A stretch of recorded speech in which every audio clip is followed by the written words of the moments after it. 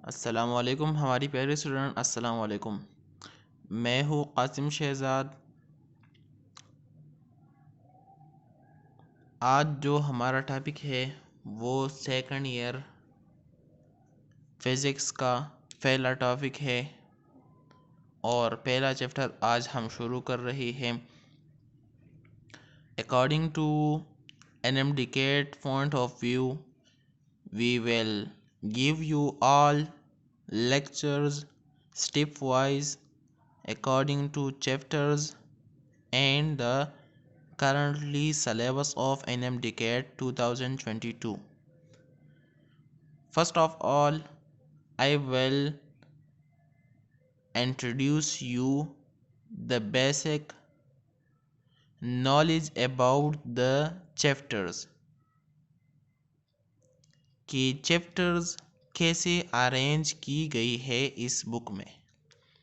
हमारी बुक का physics second year की बुक का पहला चैप्टर है इलेक्ट्रोस्टैटिक्स और दूसरा चैप्टर है करंट इलेक्ट्रिसिटी, तीसरा है इलेक्ट्रोमैग्नेटिज्म और चौथा है इलेक्ट्रोमैग्नेटिक इंडक्शन। इलेक्ट्रोस्टैटिक में हम ये स्टडी करते हैं चार्ज को रेस्ट के हालत में, यानी चार्ज होगी और वो रेस्ट में होगी, तो चार्ज को रेस्ट की हालत पर स्टडी करने को हम इलेक्ट्रोस्टैटिक कहते हैं। करंट इलेक्ट्रिसिटी में हम फिर उसी चार्ज को डिस्कस करेंगे लेकिन मोशन में, और इलेक्ट्रोमैग्नेटिज्म में हम ये डिस्कस कर रहे हैं कि मैग्नेटिज्म ड्यू टू करंट की वजह से मैग्नेटिज्म कैसे पैदा हो जाता है। तो इस प्रोसेस को समझाने के लिए हमें इलेक्ट्रोमैग्नेटिज्म चैप्टर दिया हुआ है। चौथा चैप्टर है इलेक्ट्रोमैग्नेटिक इंडक्शन। इसमें हम ये सीखेंगे कि मैग्नेटिज्म की वजह से करंट कैसे पैदा होगा। पहले हमने कहा कि करंट की वजह से मैग्नेटिज्म कैसे पैदा हो जाता है, अब हम पढ़ेंगे कि मैग्नेटिज्म की वजह से करंट कैसे पैदा हो जाता है। तो सबसे पहले यहाँ पर हम पहला चैप्टर जब शुरू करेंगे तो इसमें चार्ज की बात आती है कि चार्ज इज एट रेस्ट। सबसे पहले हम ये डिस्कस करेंगे कि चार्ज किसे कहते हैं और चार्ज क्या होती है। तो सबसे पहले मैं आपको चार्ज की कुछ प्रॉपर्टीज़ बयान करती हूँ। Electric charge, the intrinsic property of a body due to which it attracts or repels other body is called electric charge. Charge उसे कहते हैं, ये वो प्रॉपर्टी ऑफ बॉडी है जिसमें एक चार्ज दूसरी बॉडीज को अपने पास या अट्रैक्ट करती है या अपने आप से दूर ले चलती है, उसे रिपेल कर देती है। तो जिस बॉडी में ये दोनों प्रॉपर्टी होगी, या वो किसी बॉडीज़ को अटैक करेगा या वो रिपेल करेगा, तो उसी बॉडीज़ को, उस बॉडी को हम क्या कहते हैं, इलेक्ट्रिक चार्ज, या उसे हम चार्ज कहते हैं कि ये चार्ज बॉडी है, उसे हम चार्ज बॉडी कहते हैं। जो बॉडी किसी दूसरी बॉडीज़ को अट्रैक्ट करेगा या रिपेल करेगा तो उसे हम क्या कहते हैं, चार्ज बॉडी। इलेक्ट्रिक चार्ज की कुछ प्रॉपर्टीज़ बयान करते हैं। Electric charge is a physical quantity, ये फिजिकल क्वांटिटी है। It is derive in scalar quantity. It's SI unit is coulomb. Electric charge is not a derived quantity. It is scalar quantity and it is a physical quantity. It's okay. Its SI unit is coulomb. Mean charge को किस पैमाने से major किया जाता है, coulomb के पैमाने से मेजर किया जाता है। Electric charge is denoted by Q, capital और small. Charge on proton is, अब ये बात समझाने की है, प्रोटॉन पर चार्ज कितना होता है या चार्ज कितना होता है, इसका मकदार क्या है, उसकी क्वांटिटी क्या है।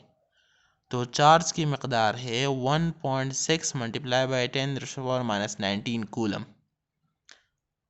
अब ये चार्ज का जो मकदार है ये प्रोटॉन के लिए है, ये इलेक्ट्रॉन के लिए है।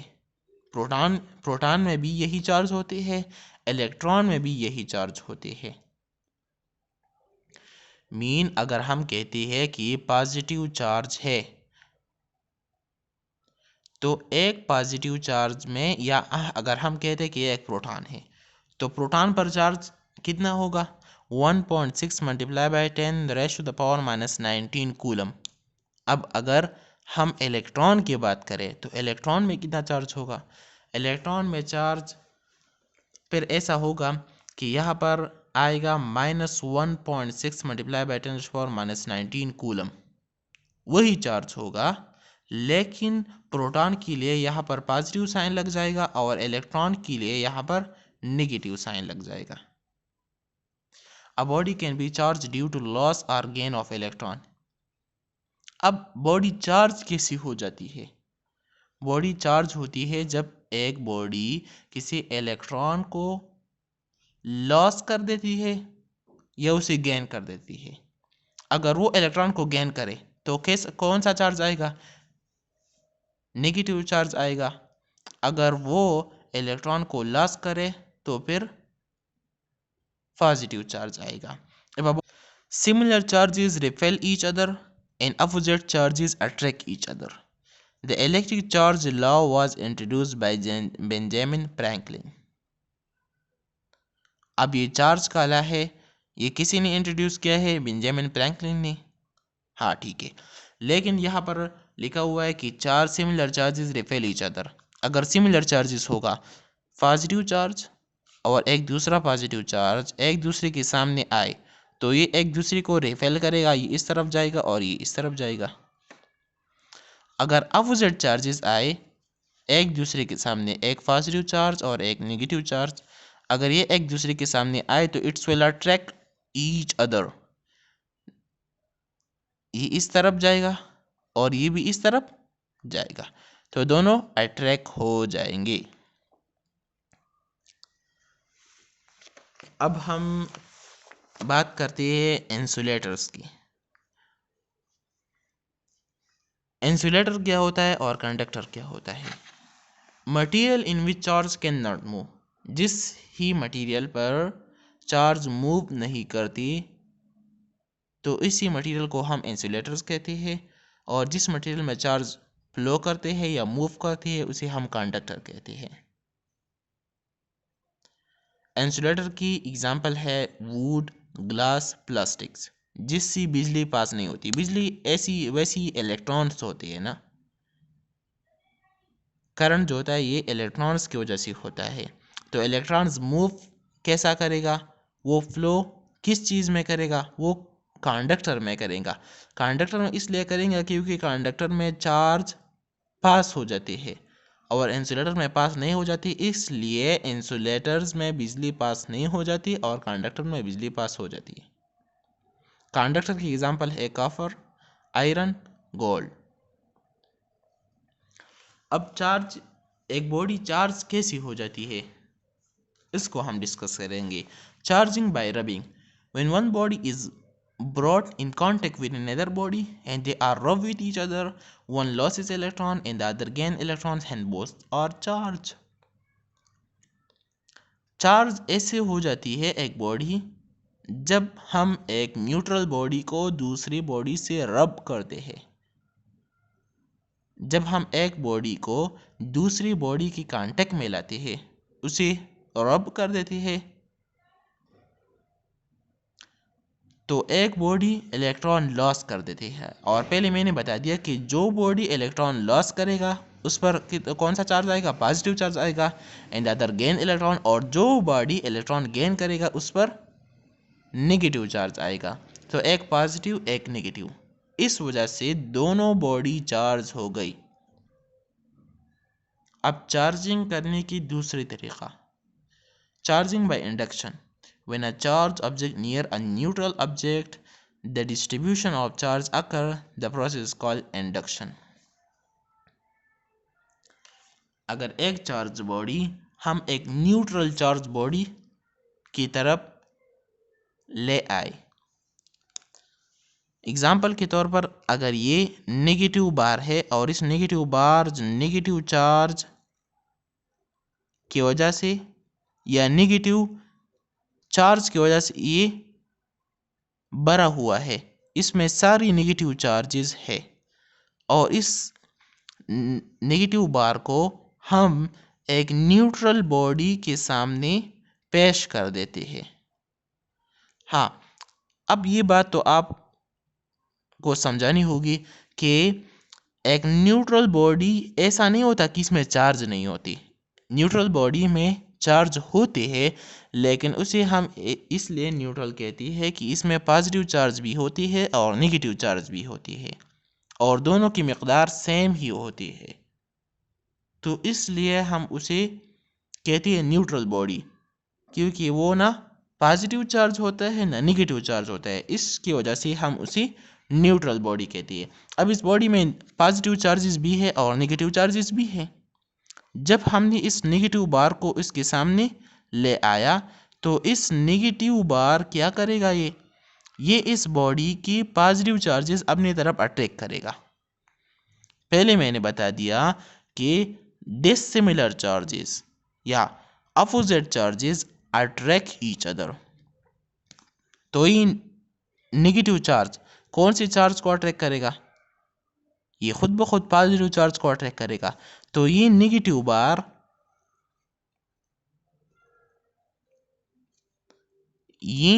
बार इस न्यूट्रल बॉडी के पॉजिटिव चार्जेस को अपनी तरफ खींच देगा। हाँ, जब पॉजिटिव चार्जेस एक तरफ हो जाए तो खुद ब खुद नेगेटिव चार्जेस अलग हो गई, वो दूसरी तरफ ले जाएंगे इस नेगेटिव बार की वजह से। तो इस न्यूट्रल बॉडी पर जो चार्ज आया, तो ये चार्ज कैसा आया? अगर अब हम इसको अर्थ से कांटेक्ट में ले आएंगे तो ये नेगेटिव चार्जेस उससे खारिज हो जाएंगे, तो ये बॉडी क्या हो जाएगी? पॉजिटिवली चार्ज हो जाएगी। अब ये बॉडी चार्ज हो गई, लेकिन इंडक्शन की वजह से, इंड्यूसिंग की वजह से, क्योंकि हमने चार्ज को इंड्यूस कर दिया, तो अब ये हमारे पास एक पॉजिटिवली चार्ज बॉडी रह गई और ये पॉजिटिव चार्ज बॉडी किससे बना? एक न्यूट्रल बॉडी से। अब हम तीसरा तरीका बताएंगे कि चार्जिंग बाय कंडक्शन। कंडक्शन की वजह से बॉडी कैसी चार्ज हो जाती है? When a charge conductor is connected to a neutral conductor through a wire, then it is charged by a process of conduction. एक चार्ज बॉडी है और एक अनचार्ज बॉडी है जिसमें चार्ज नहीं है। ए बॉडी चार्ज है, बी बॉडी चार्ज नहीं है। फर्ज के तौर पर अगर ए बॉडी में 12 कूलम चार्जेस है और बी बॉडी में कोई भी चार्जेस नहीं है, अब हम इस दोनों बॉडी को एक कंडक्शन वायर की बिना पर ज्वाइन करें या कनेक्ट करें, तो हमने बताया कि कंडक्टर में क्या होगा, इसमें चार्जेस फ्लो करेंगे। इसकी वजह से हम उसे कंडक्शन कहते हैं या कंडक्टर्स कहते हैं। तो ये कंडक्टिंग वायर की वजह से इस चार्ज बॉडी से डिफ्यूजन की बिना पर ये इलेक्ट्रॉन्स या ये चार्जेस वो ट्रांसफ़र हो जाएंगे इनटू द बॉडी बी और यहाँ पर चार्जेस जमा होने शुरू हो जाएगा। यहाँ पर 12 कूलम चार्जेस है अकॉर्डिंग टू डिफ्यूजन। दोनों चार्जेस, दोनों बॉडीज अब अपने आप को क्या करेंगे? बैलेंस करेंगे। तो यहाँ पर भी 6 कूलम चार्ज और यहाँ पर भी 6 कूलम चार्ज आएंगे, यानी डायनामिक इक्विलिब्रियम यहाँ पर एस्टेब्लिश हो जाएगा। तो ये बी बॉडी चार्ज हो गई ए बॉडी की वजह से, क्योंकि कंडक्टिंग वायर की वजह से ये दोनों कनेक्ट हो गई और ड्यू टू डिफ्यूजन प्रोसेस, ये बी बॉडी चार्ज हो गई। अब हम एक एमसीक्यूज इस पर करवाएंगे ताकि आपको अच्छी तरह से समझ आ जाए। If body A and B repel each other and body B and C attract with each other, then A and C will। सबसे पहले अगर आपको ऐसा एमसीक्यूज पेपर में या एग्ज़ाम में आ जाए तो आप उसको कहते हैं ग्राफिकल क्वेश्चन। तो सबसे पहले आप उसका डायग्राम बनाएंगे कि if A body and B repel each other. अगर ये ए बॉडी है और ये बी बॉडी है, ये दोनों को रिफेल करेंगे। और रिफेल कौन करेगा? पॉजिटिव नहीं, लेकिन सिमिलर चार्जेस एक दूसरे को रिफेल करेगा। फर्ज के तौर पर हम ले जाएंगे नेगेटिव चार्जेस, ये भी नेगेटिव है, ये भी नेगेटिव है। ए एंड बी ये दोनों एक दूसरे को रिफेल करे and body B and C attract each other. अब यहाँ पर अगर सी बॉडी है और ये बी और सी एक दूसरे को अट्रैक्ट करेगा, तो ये किस वजह से अट्रैक्ट करेगा? एक्चुअली ये सी पॉजिटिव चार्ज होगा, तब ये पॉजिटिव और नेगेटिव एक दूसरे को अट्रैक्ट करेगा। अगर सी बी नेगेटिव होगा तो ये भी एक दूसरे को रिफेल करेंगे, तो फिर तो ये बात नहीं ले आए। तो इस वजह से ये सी क्या है? ये पॉजिटिव चार्जेस है। Then A and C will, A अब सी को क्या करेगा? सी को अटैक करेगा या रिफेल करेगा? तो हम देखेंगे कि ये सिमिलर चार्जेस है या डिससिमिलर चार्जेस है। ये अपोजिटली चार्जेस है, डिससिमिलर चार्जेस है, तो ये एक दूसरे को रिफेल करेगा, रिफेल नहीं अट्रैक्ट करेगा। तो हमारा एमसीक्यू करेक्ट आंसर क्या होगा? अट्रैक्ट। अब charge, difference in number of electrons and proton. Charge का फार्मूला है Q is equal to N E. Q क्या है? ये चार्ज है, N नंबर्स ऑफ इलेक्ट्रॉन्स है या नंबर्स ऑफ प्रोटॉन्स है। इलेक्ट्रॉन पर चार्ज कितना होगा? 1.6 multiply by 10⁻⁻19 coulomb. 1 coulomb charge अब किसके बराबर होगा? ये 1 कूलम किस तरह आया? ये चार्ज, और चार्ज का यूनिट क्या है? चार्ज का यूनिट है कूलम। तो 1 coulomb is equal to N तो नंबर्स ऑफ इलेक्ट्रॉन्स है या नंबर्स ऑफ प्रोटॉन्स है, और electrons mean charge of electrons. Charge of electron इसके बराबर है, नंबर ऑफ इलेक्ट्रॉन्स एन के बराबर है, और ये 1 कूलम चार्ज है। मीन कि 1 कूलम चार्ज बराबर है नंबर्स ऑफ इलेक्ट्रॉन्स चार्ज के। किस तरह? अगर हम मालूम करते हैं कि नंबर ऑफ इलेक्ट्रॉन्स कितनी होगी 1 कूलम चार्ज में। 1 कूलम इलेक्ट्रॉन्स है और इस 1 कूलम इलेक्ट्रॉन्स में नंबर ऑफ इलेक्ट्रॉन्स कितनी होगी? एक कूलम्स एक बहुत बड़ा चार्ज यूनिट है।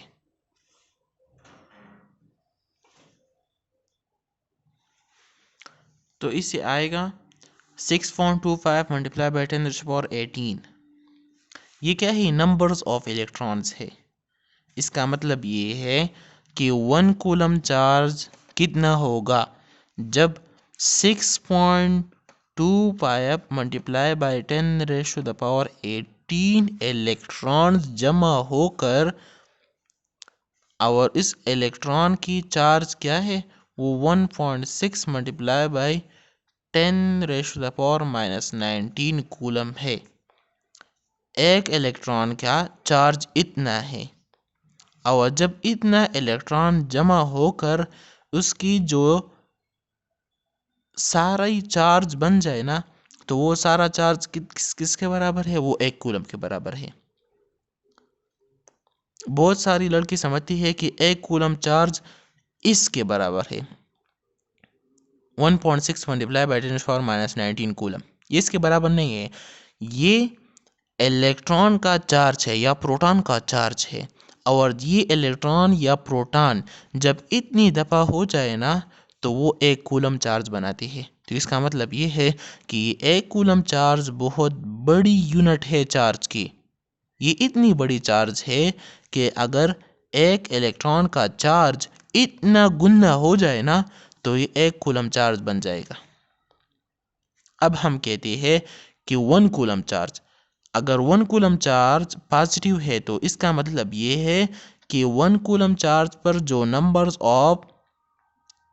जो चार्जेस है, ये चार्जेस किसकी वजह से बनी हुई है? ये इतनी प्रोटॉन्स की वजह से बनी हुई है। इतनी प्रोटॉन जमा होकर चार्ज बन जाए, जिससे जो चार्ज बन जाए उसे हम 1 कूलम चार्ज कहते हैं, लेकिन पॉजिटिव। इतनी ही चार्जेस इलेक्ट्रॉन्स में भी होते हैं। तो इतने इलेक्ट्रॉन जब जमा हो जाए तो वो भी कूलम चार्ज बनाते हैं, लेकिन नेगेटिव। इसमें नेगेटिव साइन ज़रूर होगा। एक पॉजिटिव कूलम चार्ज, एक negative coulomb charge. Positive coulomb charge का मतलब ये होगा, इससे ये बात जाहिर हो जाएंगी कि ये चार्जेस जो है ये किसकी वजह से बनी हुई है? ये प्रोटॉन्स की वजह से बनी हुई है या इलेक्ट्रॉन्स की वजह से बनी हुई है। अब हम कहते हैं, अक्सर एमसीक्यूज में भी आता है कि स्मॉलेस्ट चार्ज कितना होगा, सबसे स्मॉलेस्ट चार्ज, तो वो होगा 1.6 मल्टीप्लाई बाई 10⁻⁻19 कूलम। ये स्मॉलेस्ट चार्ज है, इससे कम चार्ज नहीं होता, क्योंकि एक इलेक्ट्रॉन के चार्ज है और इलेक्ट्रॉन के चार्ज से कोई कम चार्ज नहीं होता, या प्रोटॉन के चार्ज से कोई कम चार्ज नहीं होता। तो ये द स्मॉलेस्ट चार्ज है।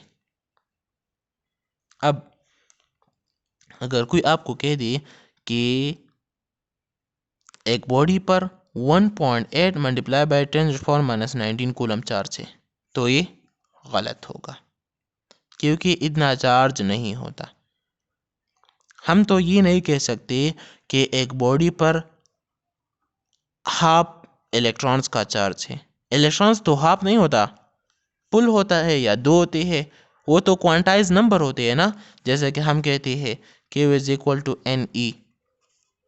ये n ये क्वांटाइज नंबर है, ये या 1 होगा या 2 होगा या 3 होगा। तो ये तो ऐसा नहीं हो सकता कि 1.5 चार्ज है। 1.5 चार्ज तो नहीं होता, 2.5 चार्ज तो नहीं होता। या इलेक्ट्रॉन्स को हम हाफ नहीं कर सकते, प्रोटॉन को हम हाफ नहीं कर सकते। तो ये स्मॉलेस्ट चार्ज है। अगर दूसरा चार्ज किसी के पास होगा, 2 इलेक्ट्रॉन का चार्ज होगा, वो कैसा होगा? वो होगा फिर 2 इलेक्ट्रॉन्स का charge 3.2 multiply by 10⁻⁻19 coulomb. 3 electrons का चार्ज ये, 4 इलेक्ट्रॉन्स का चार्ज ये। इसके दरमियान अगर कोई फिगर आपको कोई लिख दे कि इतना चार्ज होगा, तो किसी भी हालत में नहीं होगा, क्योंकि इलेक्ट्रॉन्स या प्रोटॉन्स को हम हाफ नहीं कर सकते या हम उसी तोड़े काट नहीं कर सकते। ठीक है, तो ये मेजर कॉन्सेप्ट है जिसमें लोग बहुत सारी गलतियां करते हैं। अब हम इस 3 टर्मिनोलॉजीज को बयान करते हैं, चार्जेस टाइप्स को बयान करते हैं। एक होता है पॉइंट चार्ज, एक होता है सोर्स चार्ज, और तीसरा होता है डिस्चार्ज। इसमें फर्क क्या होता है? पॉइंट चार्ज किसे कहते हैं? पॉइंट चार्ज कहते हैं कि जब एक चार्ज अपनी डिस्टेंस उसका ज़्यादा हो और वो चार्ज उस पर कम हो। अगर 2 चार्जेस है, एक ये चार्ज है और एक ये चार्ज है, तो इसके दरमियान जो डिस्टेंस है, ये डिस्टेंस अपनी ही साइज की बिना पर बहुत ही ज़्यादा है। इसके दरमियान डिस्टेंस ज़्यादा है और चार्जेस बहुत छोटे हैं। तो जब डिस्टेंस ज़्यादा हो और चार्जेस छोटे हो तो इसे हम क्या कहते हैं? पॉइंट चार्ज, कि छोटा चार्ज है। और इसकी मकदार दी हुई है 10⁻⁻6 माइक्रोकूलम से लेकर 10⁻⁻19 माइक्रोकूलम तक जितनी भी चार्ज होते हैं उसे हम पॉइंट चार्ज कहते हैं। पॉइंट चार्ज सिंपली हम कहते हैं छोटा चार्ज। सोर्स चार्ज किसे कहते हैं? अब field not affect by discharge. Field not affect by discharge, इसका मतलब ये है सोर्स चार्ज कहती है बड़ी चार्ज को। एक बड़ा चार्ज है। अब ये बड़ा चार्ज, इसका फील्ड कौन इफेक्ट कर सकता है? ये तो छोटा चार्ज है। फील्ड नॉट इफेक्ट मतलब कि इस बड़ी चार्ज का जो फील्ड है, इसका जो फील्ड है, ये इफेक्ट नहीं हो सकता इस छोटे चार्ज की वजह से। ये छोटा चार्ज है और ये इस फील्ड को चेंज नहीं कर सकता क्योंकि ये पावरफुल है और ये इतना छोटा चार्ज है। तो सोर्स चार्ज सिंपली हम बड़े चार्ज को कहते हैं और पॉइंट चार्ज हम सिंपली छोटे चार्ज को कहते हैं। अब टेस्ट चार्ज किसे कहते हैं? Field effect bye source charge always positive and point charge. ये पॉइंट चार्ज जो है ना, ये खुद ब खुद ये ही इस टेस्ट चार्ज का एक एग्जाम्पल है। टेस्ट चार्ज में अब क्या होगा? Field effect bye source charge. इस पॉइंट चार्ज का जो फील्ड है ये इफेक्ट हो जाता है, इसमें इफेक्ट होता है, ये असरअंदाज होता है किससे? इस बड़ी चार्ज से, इस सोर्स चार्ज से। तो सोर्स चार्ज इस चार्ज पर अपना असर डालता है, लेकिन ये छोटा चार्ज की इतनी ताकत नहीं है कि वो अपना असर इस बड़े चार्ज पर डाले। तो field effect bye source charge, इस छोटे चार्ज, इस पॉइंट चार्ज का फील्ड इफेक्ट होगा, लेकिन इस सोर्स चार्ज का फील्ड इफेक्ट नहीं होगा। तो अब टेस्ट चार्ज और पॉइंट चार्ज में डिफरेंस अब क्या है? डिफरेंस इसमें ये है कि टेस्ट चार्ज हमेशा पॉजिटिव होता है क्योंकि टेस्टिंग के लिए होता है। हम किसी चार्ज को टेस्ट करते हैं तो हम पॉजिटिव चार्ज ले लेते हैं और ये पॉइंट चार्ज होगा।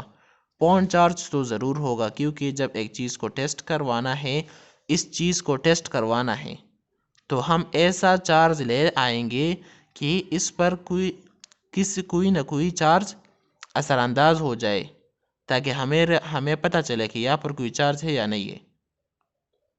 अगर हम ये भी इतना बड़ा चार्ज ले लेते तो शायद हमें पता नहीं चलता कि एक दूसरे पर कोई असर करता है या नहीं करता।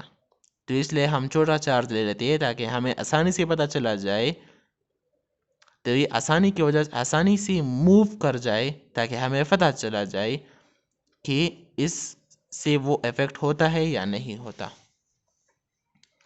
नेक्स्ट टॉपिक में, नेक्स्ट लेक्चर में हम पढ़ेंगे कूलम्स लॉ और इसका सारा जो